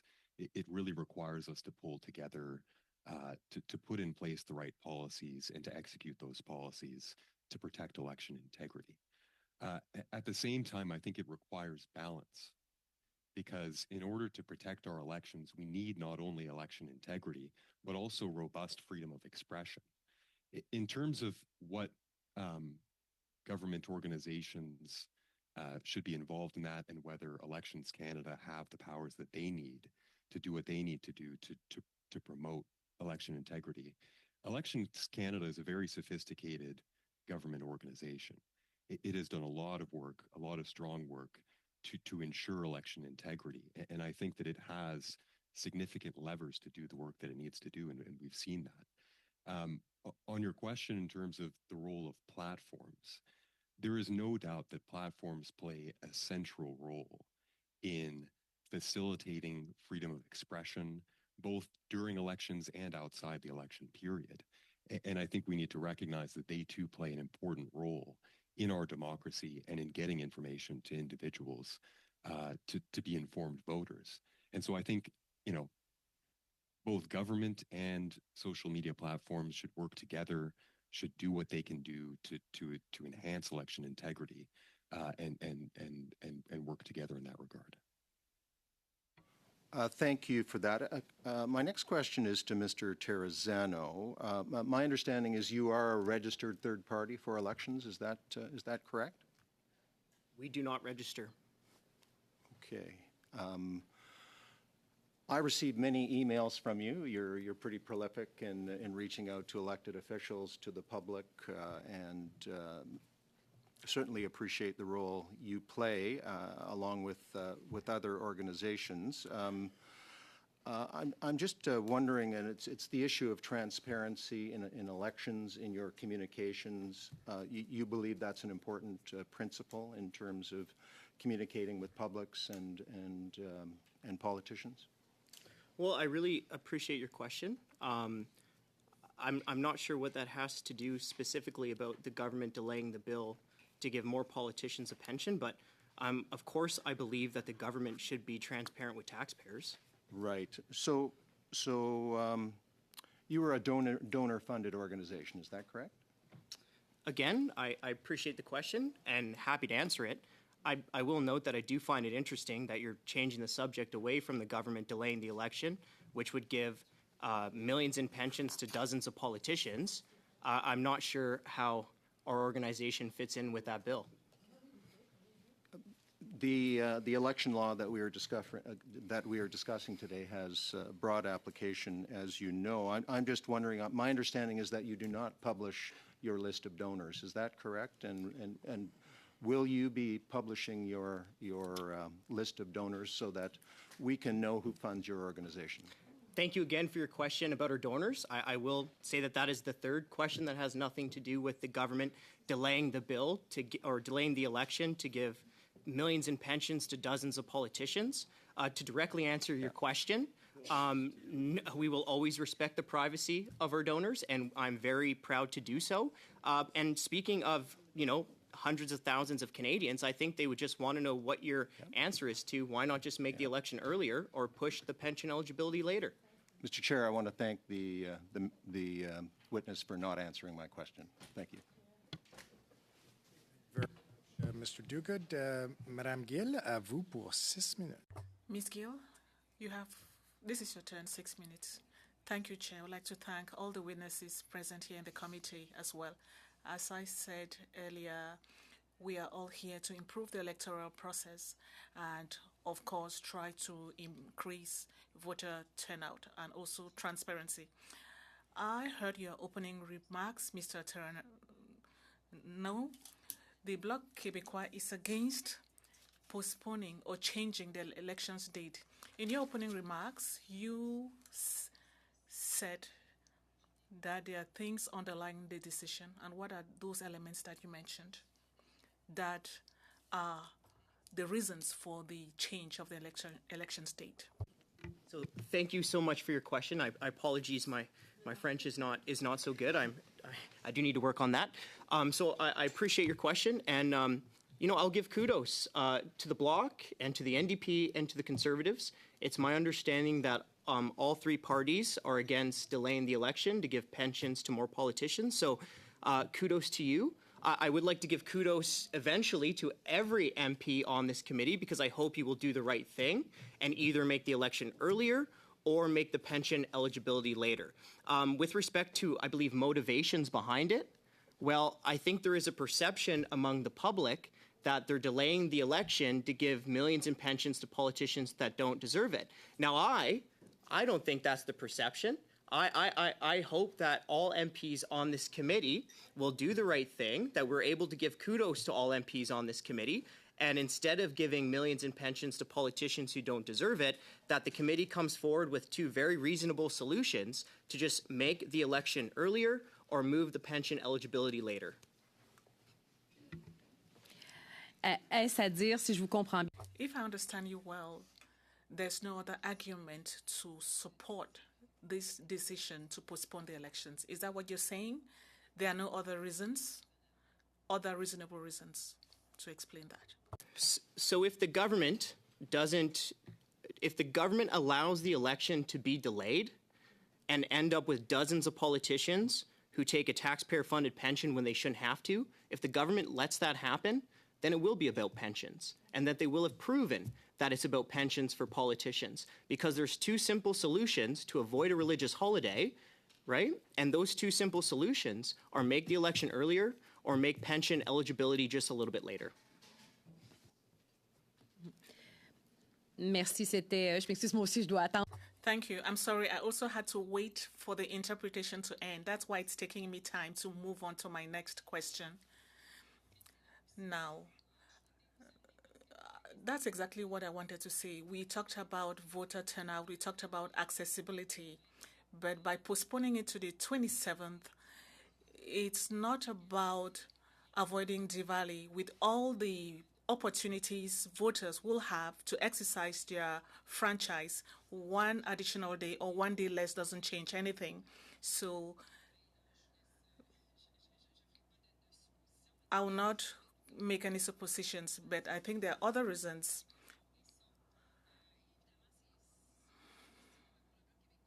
This is one of the issues that is important for the Bloc Québécois. Secularism should prevail over religious grounds. That is very important for us. And what we're realizing, and this ties in with what you are saying, that though we're deciding to change the date, it's not changing anything when it comes to voter turnout.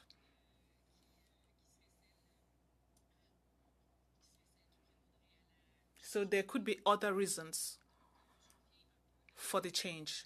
So let me come back to the same question. I think, as you said, Diwali is not a valid reason because other things could be done. So that does not affect voter turnout and would not change the date. The elections could still hold on the 20th of October. Is that correct? It's just not believable that there isn't one of the next 350 days between now and October 20th. It's just not believable that there isn't a day that you can't have an election, right? And let's just say that it's impossible to have an election on one of those 350 days between now and October 20th of next year. Then all the government would have to do to make sure this isn't about giving politicians a pension who should not get one is just change the eligibility date for those pensions. Bien, merci. Thank you. That is all for me, Mr. Chair.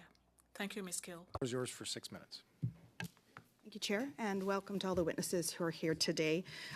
Very quickly, I just want to ask a question to Mr. Terrazzano, and I hope that we can get through it very quickly because there are many other questions I want to ask, and in my opinion, we spent way too much time on something that's easily resolved. Just to clarify, on May the 30th, 2024, Mr. Terrazzano, did you write, and I quote, "All MPs must vote against pushing back the federal election, and the NDP deserves credit for announcing plans to amend the legislation and scrap the delay"? It sounds like something I would have said. It sounds way better when you say it than when I do, though. Why, thank you, Mr. Terrazzano. I appreciate that. And so we did put forward an amendment to resolve this issue. And so just to clarify, with an amendment that returns this date back to the original date, do your concerns remain? Legitimate concerns remain? Sorry, if it goes back to October 20th? If this clause that was put into the bill was no longer in the bill, that moved the election date, which rightfully so provided pensions to MPs who did not deserve them. I agree with you that this is not the time to be talking about MPs' pensions. If that were to be removed, would this issue be resolved? The only issue the Canadian Taxpayers Federation has, granted we're not an expert on all these other issues, if you do not give more pensions to those politicians, then you solve the issue and I don't have to be here today. Excellent. Thank you so much. I look forward to hearing from all members their response to the amendments once we get into that section of this debate. And I hope, Mr. Terrazzano, that you are happy with the responses from MPs at that time. I'm going to move on. Ms. D'Souza, I'm happy that you're here today. Thank you for bringing forward the concerns that you did. The first question I want to ask you about is around the piece that you had mentioned around that the current bill fails to allow, I can't read my own writing, around the advocacy of members on that it's not obstructed. And so can you speak a little bit around how important it is in your position that you're able to communicate effectively with members that you are representing and advocating on behalf of? Thank you very much, and through the chair. Without a doubt, we are in a very unique position as a union in which we have to converse with our members. And, you know, it's quite daunting when the employer is actually the Government of Canada. And when you look at the various future employers are all running in the election. However, we need to, without a doubt, be able to communicate to our members on various issues. And I don't think the intent of this bill was to, in fact, impede, but there is definitely a possible risk that could, in fact, impede our ability. And we just want to make sure that it's clarified. At the end of the day, we have an obligation to communicate on various issues. And we want to ensure that all of our members, regardless of the platform that we choose, whether it's in written format, if we have to put something on our website, that we're not, in fact, convening the Elections Act. So we just wanted to make sure that that's clarified. Thank you very much. You were also, through the chair, talking about the concerns around the third-party contributions in here, and that you'd spoken around the constitutional and privacy concerns for members. Can you elaborate a little bit further on those concerns? Sure. Do you want to go ahead? Thank you for that important question. Through the chair, we're happy to respond. When it comes to the third-party contributions piece, our constitutional concerns with that are simply that it engages the freedom of association. So unions and our members have the right to work in coalition with other unions, not only to work through their own union on important issues. And so the pieces of the bill that touch on the third-party to third-party contributions will, in our view, unnecessarily inhibit that ability, and that's what for us engages the freedom of association. But there is also another constitutional concern we have, and that relates to the possibility that under the current wording of the bill, the definition of contributions under the Act could capture union dues. And if that does, that would mean reporting vast amounts of personal information about our members to Elections Canada. And that's where we have privacy and Section 8 unreasonable search and seizure concerns around that possibility. Thank you very much. You answered through the chair my second question that I had around that as well in that, so thank you. That's much clearer for me. The other question, I'm wondering, Ms. De Sousa, if you can clarify if these concerns were addressed that you've brought forward today. Other components of the bill, of course, are trying to increase accessibility for Canadians to be able to fully participate in elections, ranging from access to polling stations to where they're located to the amount of time that the days that are involved. Can you speak to the benefits to members and workers across the country when we have more accessible elections and some of these components that are in this bill? Through the chair, thank you so much for the question. And I just want to bring up a very important point. There's this idea that our members or workers only have one job. They don't. In this economy, in fact, they work multiple jobs. They have family obligations, and whether it's elder care or child care, that they need more opportunity to be able to vote.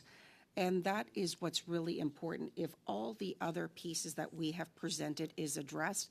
And I just want to point out, once again, I don't think the intention was to deliberately impede our ability, as I stated within my 3 points.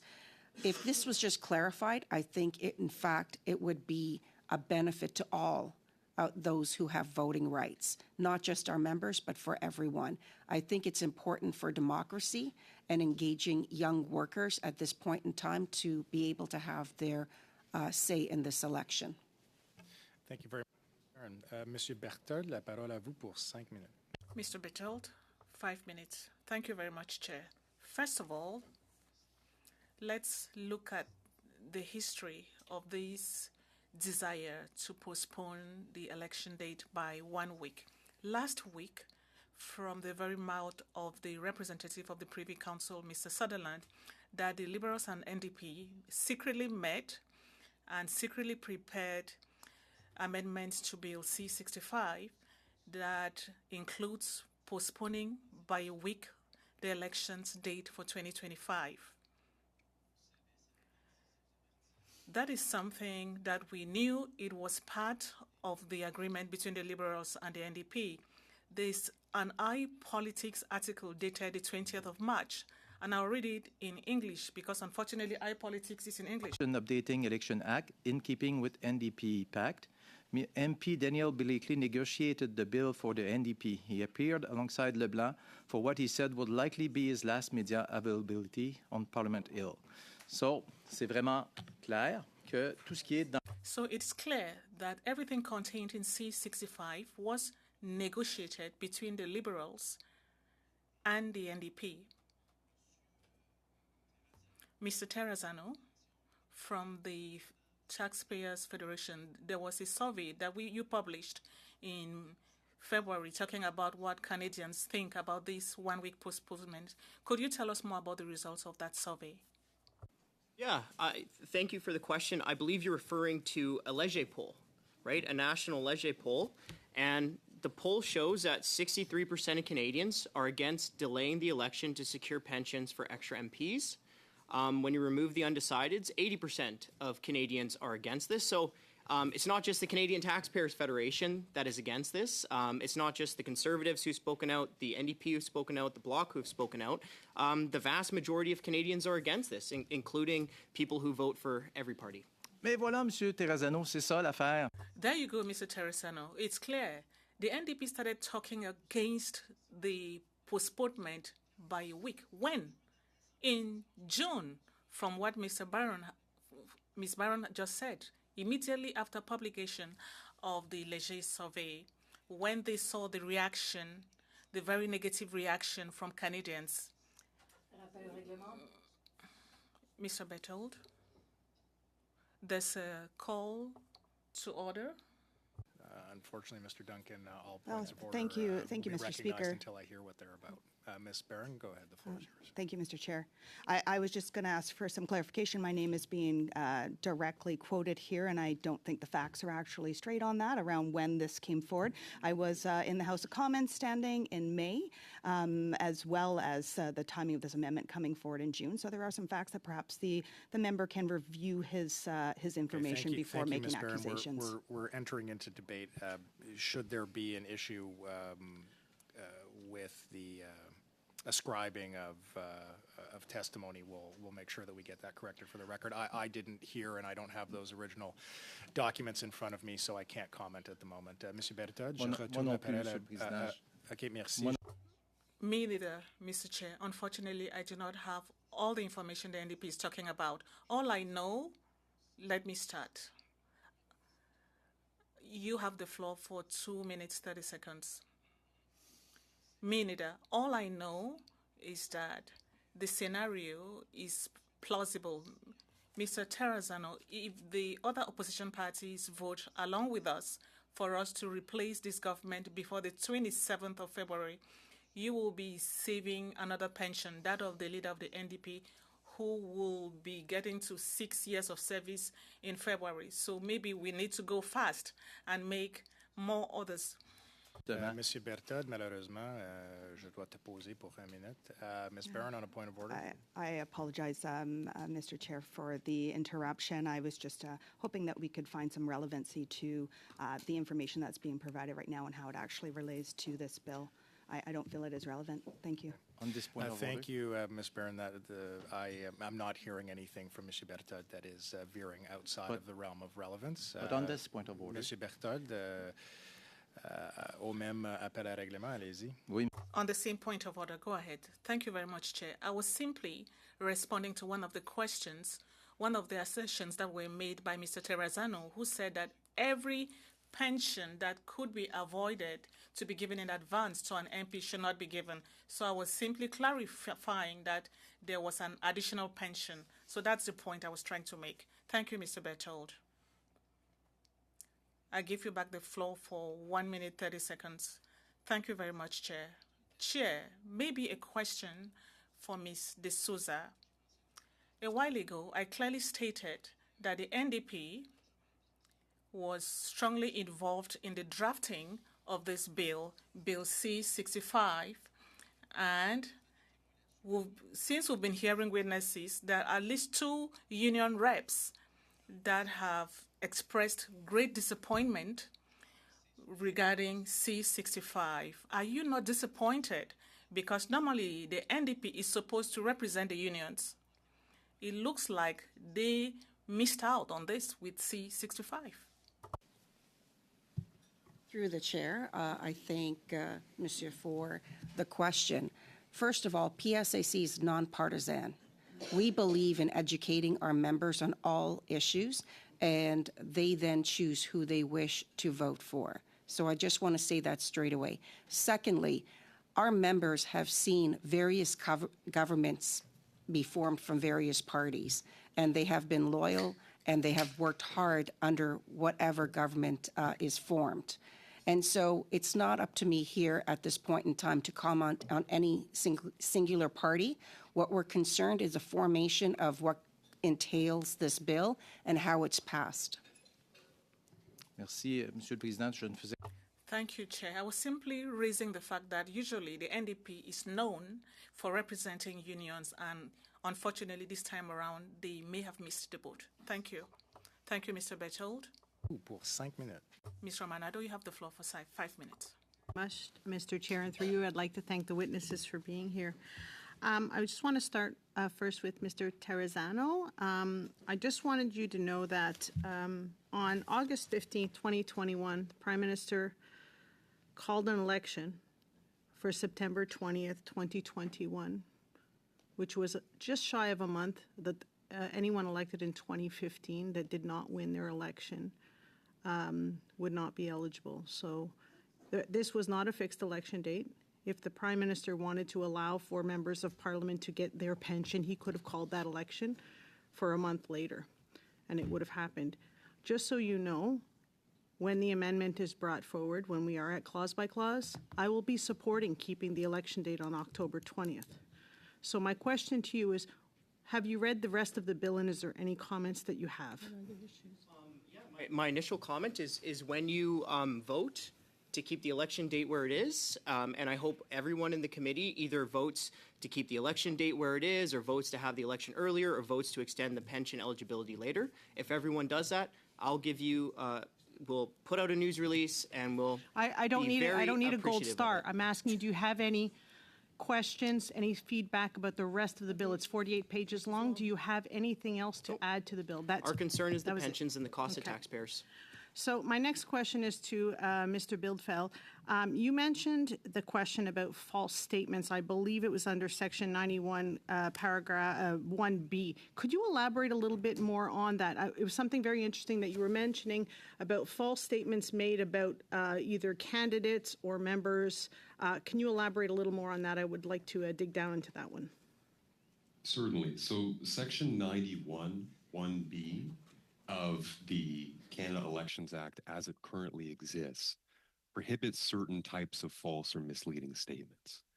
And it prohibits those sorts of statements not only about candidates and prospective candidates and leaders of political parties, but also about public figures associated with a political party.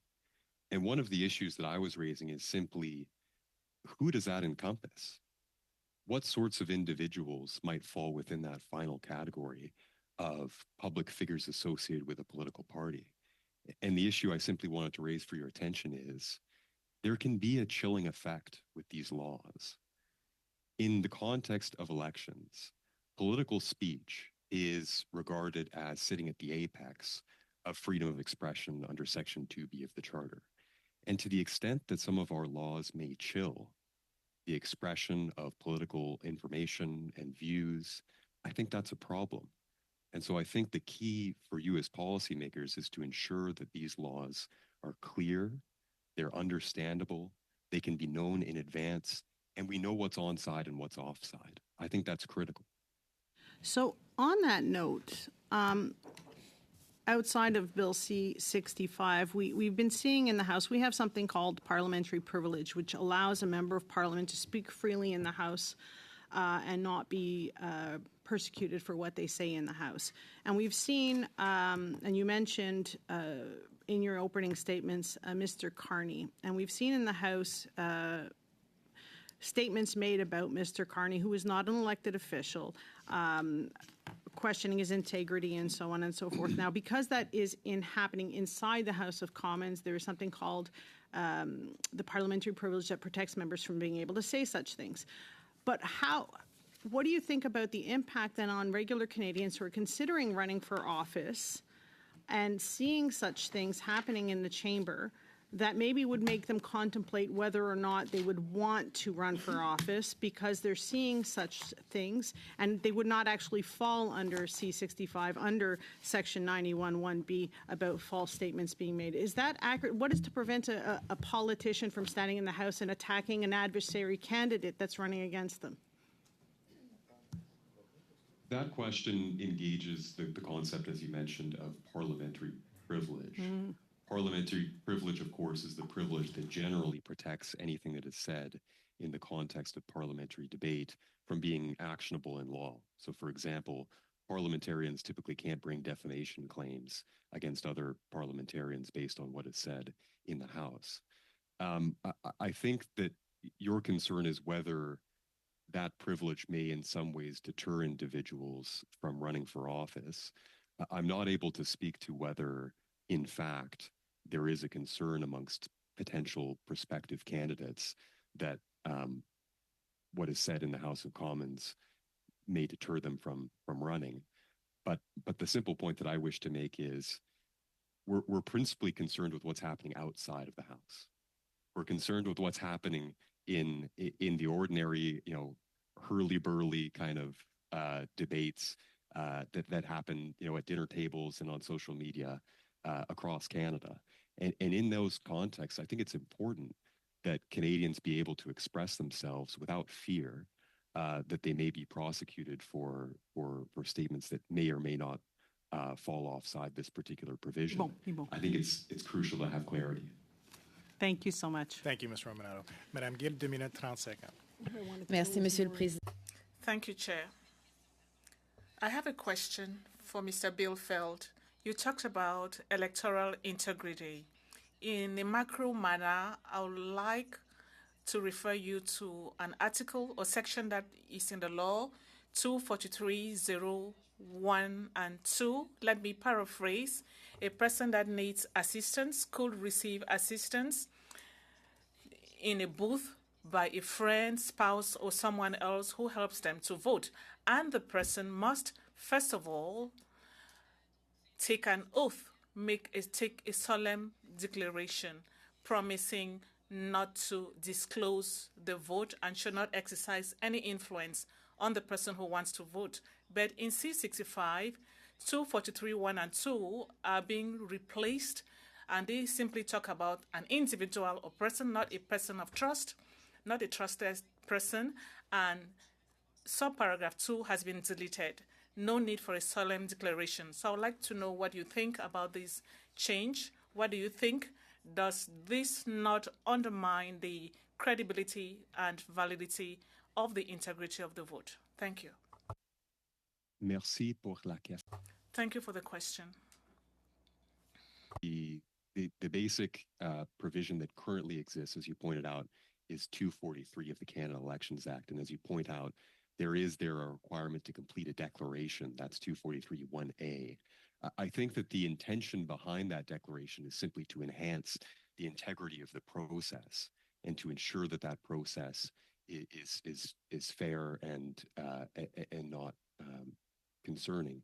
So I think that the declaration may well serve a legitimate purpose, and the removal of that declaration in some ways may at least have the perception of reducing the safeguards in place. And so I think it's something for this committee to consider, is whether there may even be a perception that removing that declaration requirement may in some ways reduce faith in the process. Merci, Madame Gill. Thank you, Ms. Gill. Our last speaker for today, and you've got 2.5 minutes.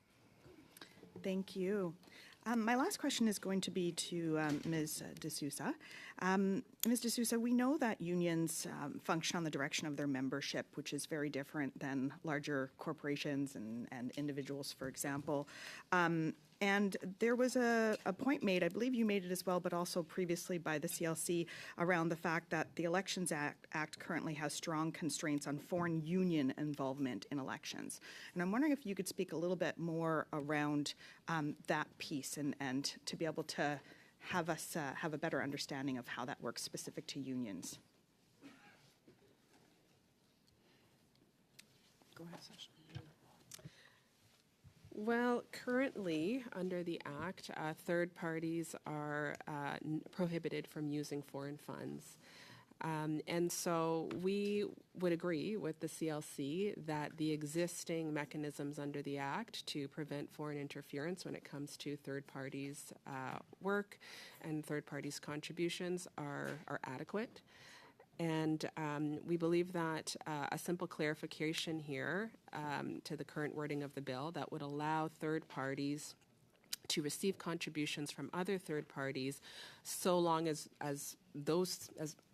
all the third parties involved have reporting requirements and are reporting and are subject to the prohibition that they cannot use foreign funds, we see that as being sufficient to address the foreign interference concerns.